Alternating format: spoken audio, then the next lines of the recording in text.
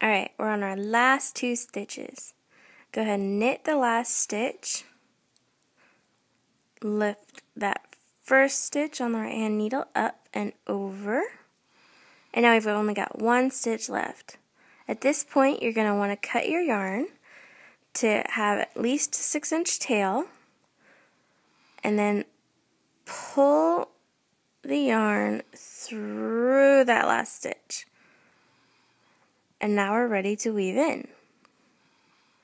Now, for weaving in, you're going to want a blunt needle. I like the metal ones because they don't bend, but the plastic ones are perfectly fine. And you can get these at any craft store, even Walmart has them. So you're going to thread your yarn through the blunt tip needle.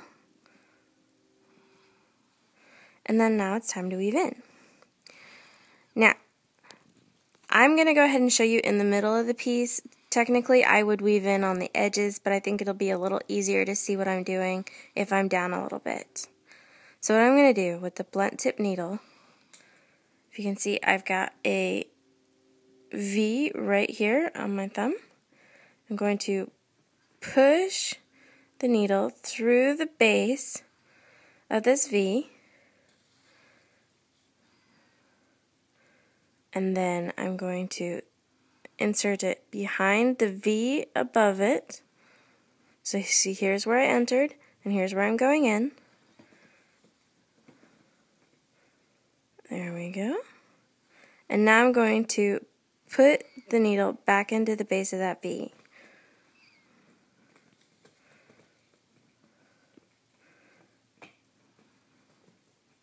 Now, pull it a little snug, but don't tighten it down because then you're going to start cinching your knitting.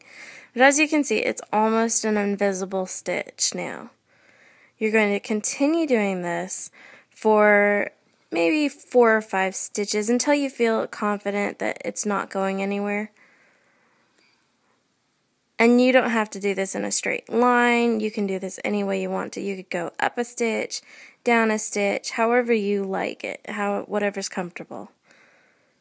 And then you're going to cut your yarn in the back after you've done it a few stitches.